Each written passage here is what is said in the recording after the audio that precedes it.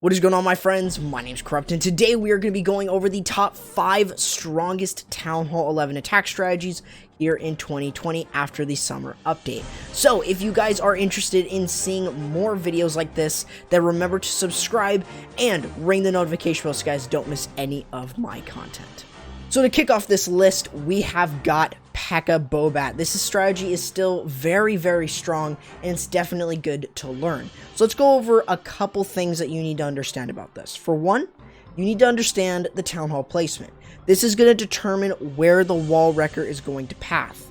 In this example here, we can have the wall wrecker kind of path right to the Town Hall like this. So it's a straight line pathing.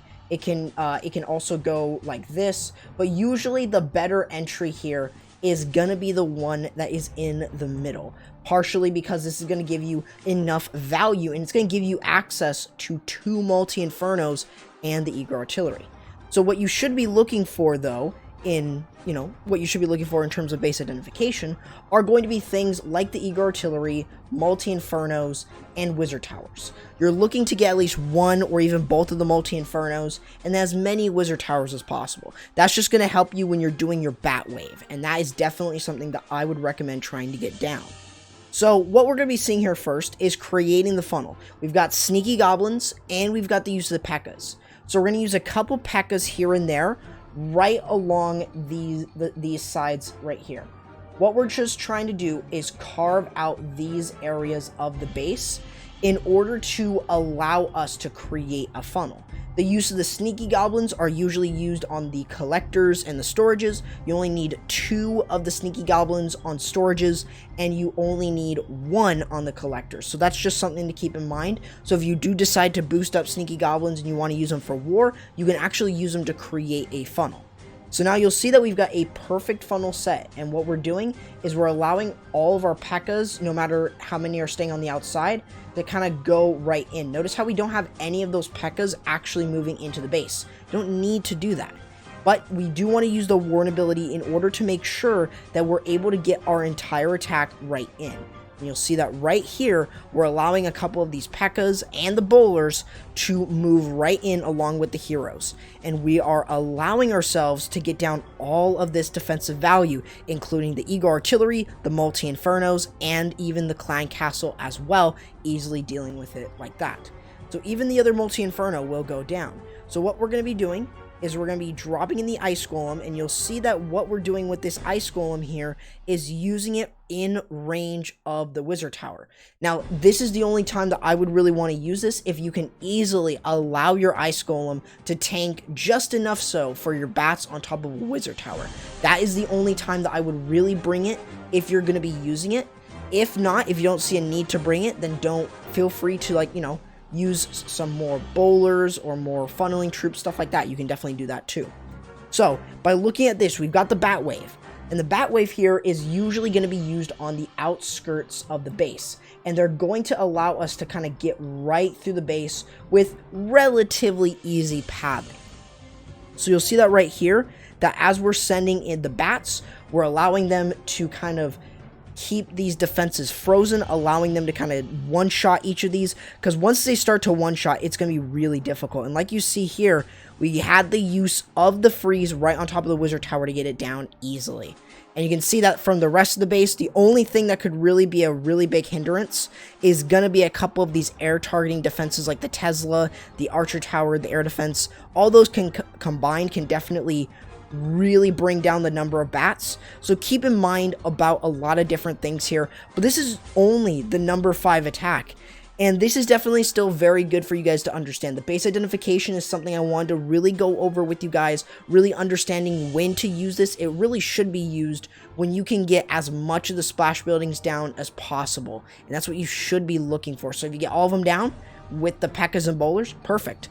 So let's go ahead and take a look at the number 4 attack strategy that we have here for you. Now we're going to be taking a look at the number 4 attack, which is going to be Zap Hog Riders. This strategy is really, really strong, and let's give you the base identification for it. You should be looking for defensive, or you should be looking for something a little bit like this. You should be looking for the clan castle and the queen to be relatively close together. This is going to allow you to kind of create some sort of value, but you'll also notice that there are 2 bomb towers along with this. By getting rid of all of these, we're already netting a ton of value with our Zapquake method. And that's exactly what we are doing with this. So if I play it right here, you guys will see that we are going to drop in our lightning spells right when the queen goes right in between between all of those buildings, and easily allowing ourselves to take it down.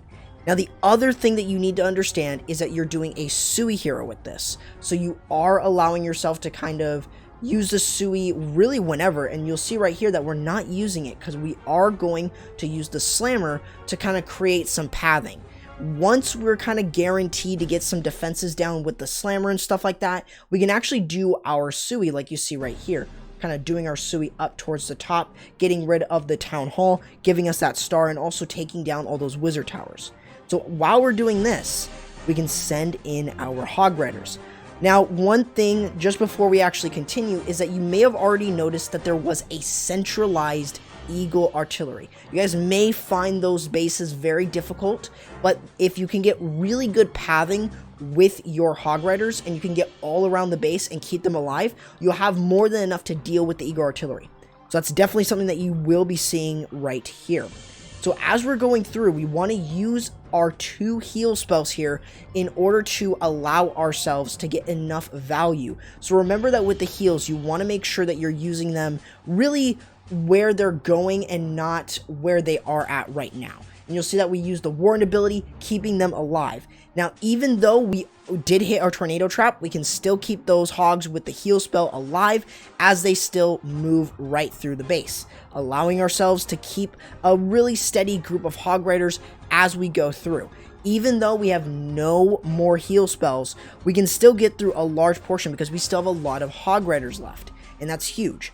Even if we have a couple of these Hog Riders to go in to kind of take care of the Eagle artillery, you can still see how many Hog Riders we actually still have. And even though that there was a triple giant bomb right there in that location, easily allowing ourselves to get down the Eagle artillery and getting ourselves a 3-star. That's exactly how you guys can kind of use this. It's the pathing that you need to do. And you can see that the pathing down here was very simple because of this dead zone. Kind of made it very easy for these Hogs to kind of get right around the base. So that's exactly what you should be trying to do when you're using this. It's a little bit different than Lavaloon, but pathing is still very much important because you want Hog Riders to stay in really neat groups. That way either they're staying in one big group or they go in a couple smaller groups that still have enough power to take down defensive buildings. So let's go ahead and take a look at the number 3 attack strategy that we have here for you guys. Now we have another Zapquake strategy here for you. This one is the Zap Hybrid. This is actually, in my personal opinion, a lot stronger than the normal Queen Charge Hybrid. Even though Queen Charge Hybrid is still strong and you could sub both of these out, I would say Hybrid in general is going to be number 3. It is really strong, but Zap Hybrid I think takes the cake. And the main reason to why is you're using a Sui hero for the most part, and you're able to get a ton more value because you can keep your Zapquake separated, and then you can do your Sui, create the funnel with the Siege Bark on the other side. You've gotten yourself really, really nice value. So right here, we're not looking for the Queen, and a lot of people have always asked, do I need to get the Queen with this? No, you don't. So you only need to really create pathing. So by getting rid of at least most of these buildings here, we're going to be able to create some sort of pathing. On the opposite side over here, what we're going to do is we're going to use our king to create this side of the funnel. What we're going to do then after is use a Super Wall Breaker, Ice Golem, and Queen to take care of the Multi-Inferno and anything else on this side. This is going to kind of cut off this part of the funnel right here, and that's going to make it extremely easy for our miners and hogs to get in because we no longer have to worry about that side that the Queen took down. So you will see the use of the lightning spells here in order to take down the clan castle and the expos. And this is really, really nice value in terms of getting something from the base. So that is extremely important here. So zooming in right here, you will see the lightning spells being dropped. We have 6 lightnings, 1 in the clan castle. So if you do not have access to a max level earthquake, bring a lightning as well in the clan castle because that can really help you a ton when you guys are doing this.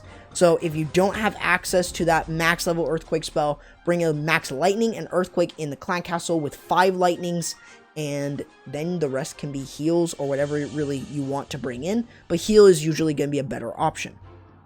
Now you'll see right here that we are using the king to create this part of the funnel. We want to make sure that we're able to clear this just enough so that the queen steps up and goes right in, using the ice golem to tank in order to allow ourselves to take this down. The reason that we use the ice golem with the Sui is in order to create some sort of funnel. Now, once we're guaranteed to take those down, we can actually create the other side of the funnel. Now, if I zoom out here, you will see kind of how the pathing is going to be. It's going to kind of look a little bit like this. It's pretty wide, but we can still kind of get through a large portion of the base. It's just going diagonally. So we're kind of moving in kind of like this right into the base here, kind of moving this way. And that's exactly what you should be trying to do. Pathing is always the most important. But unlike a queen charge where you're limited in the number of hogs and miners you bring, you don't need to worry about that, and you can really bring a ton of miners and hog riders that actually can completely wreck a base.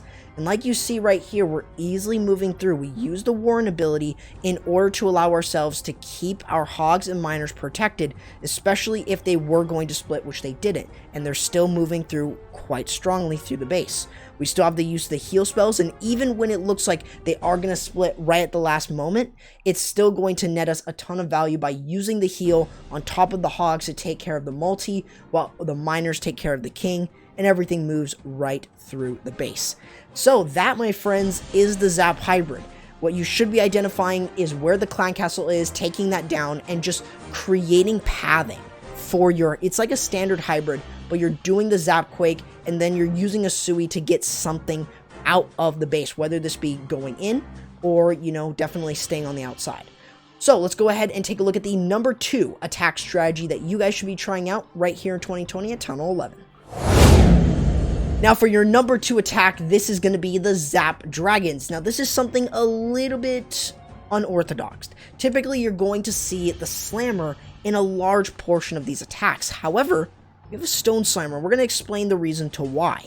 The use of the Stone Slammer or the Siege Barrack is in order to kind of take down this air defense right here. So we're using the King and the Siege Barrack together on that side to create a funnel and take down the air defense. We're doing the same thing on this side, but with a Giant and the Queen to take care of this air defense as well. So how are we going to take down the last 2 air defenses? We've got lightning spells. Now what we're going to do is we're going to drop the lightnings right in between each of these, like you see right here. What we're just trying to do is make sure that we're zapping away with 3 lightnings, getting rid of these 2, and then we're also going to take care of the clan castle due to all 6 of those lightning spells already hitting onto the clan castle. So that is something that you need to kind of understand, is that if you put it right in between 2 defensive structures like you see here, you can easily get a ton of value. So keeping it zoomed out just a little bit, just so you guys can see the use of the Queen and the Giant on one side, and the same with the King and the Siege Barrack. We're going to be using these lightning spells. You see 3 and 3, and then 1 Quake right on top of the clan castle to take care of this. Now you may be wondering, what do we have in the CC in that Siege Barrack? Well, we have balloons in there. So this is definitely a good variation for you guys to try out if you guys think that this would work extremely well. And you'll see that we are going to use these wizards over here to take down that air defense. So all the air defenses have been taken down. We don't need to worry about them anymore. So what we're doing is we're going to use the Warren ability and the Rage in order to allow our dragons and balloons to get right through the base. Even though this base seems like they're all going around the Eagle Artillery, we can still get a ton of good value as long as our balloons can take care of some of these defensive structures that allow some of these dragons to start moving right into the Eagle Artillery like you see here. But notice just how easy this really is. We're allowing everything to kind of move right around the base, taking care of the enemy queen, and we're just taking care of the rest of the base. No worry about the air defenses at all, and we were allowed easy pathing with our dragons and just easily cruising right through the base. So this is exactly something that you should be trying out. Zap Dragons is extremely strong, and there's so many variations of really using this attack. So definitely let me know in the comments below if you guys want to see a full breakdown of Zap Dragons at Town 11. I'll try to bring it to you guys. So definitely, this is one strategy that you need to practice, especially these last 3 attacks that we have. And we've got one more to showcase, the best Town Hall 11 attack strategy in 2020. Let's go ahead and take a look at it. Now, the #1 attack strategy has to be Zap Lavaloon. This strategy just wrecks so many bases. It is totally worth trying out. Now, if you guys have no idea on exactly how to use this, or the base identification, or even what variation to try out, I would suggest taking a look at the cards right above. It's going to be over on the top right hand corner. You guys will be able to see an eye icon that's going to send you guys over to my Zap Lavaloon guide. I would suggest that you guys try to take a look at that. It's a nice watch, and it's really going to help you guys, for those of you who really are not really, sort of comfortable with hitting with it. It's going to give you guys some really unique variations, so I would suggest you guys take a look at that. So what I want you guys to really understand here is that you do need 7 lightning spells to take down the Eager Artillery.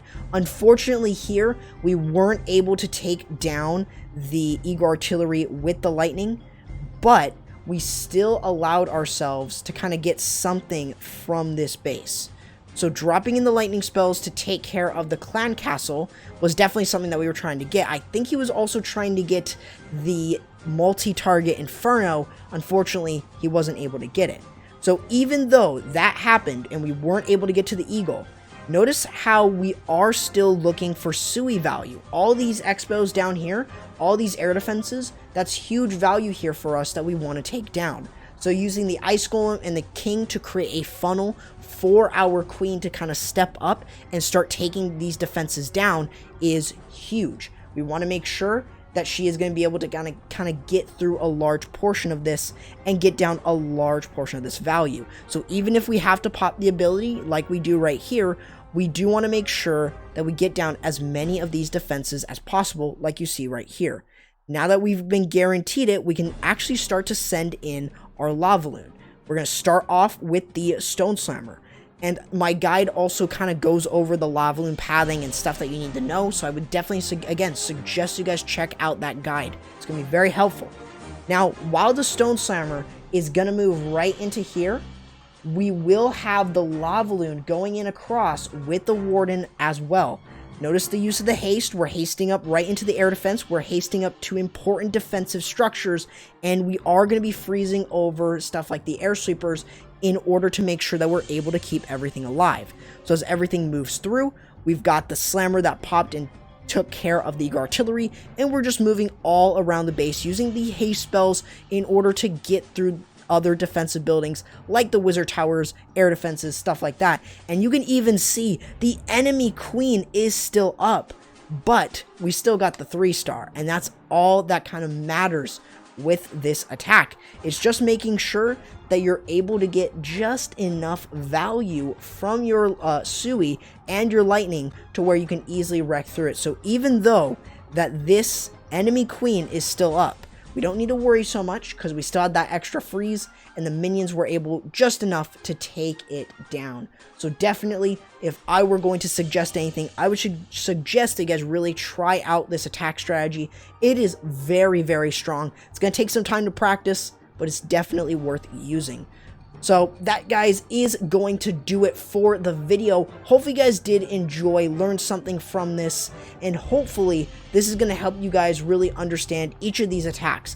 Let me know in the comments below if you guys want to see some in-depth breakdowns of any of these attack strategies except for the Zap Lavaloon. But if you guys want to see any more of these type of videos and want to see more in-depth guides, then I would suggest subscribing to the channel and ringing the notification bell so you guys don't miss anything.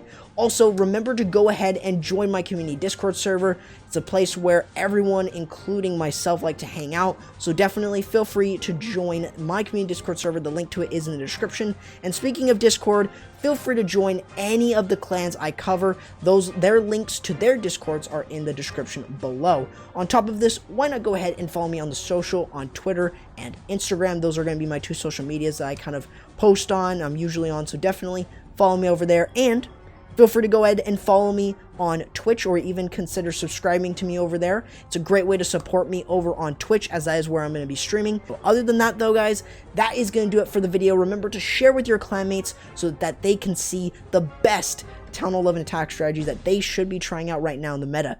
Other than that, though, guys, that's going to do it for the video. Hope you guys enjoyed, and I'll be seeing you guys next time. Corrupt, signing out.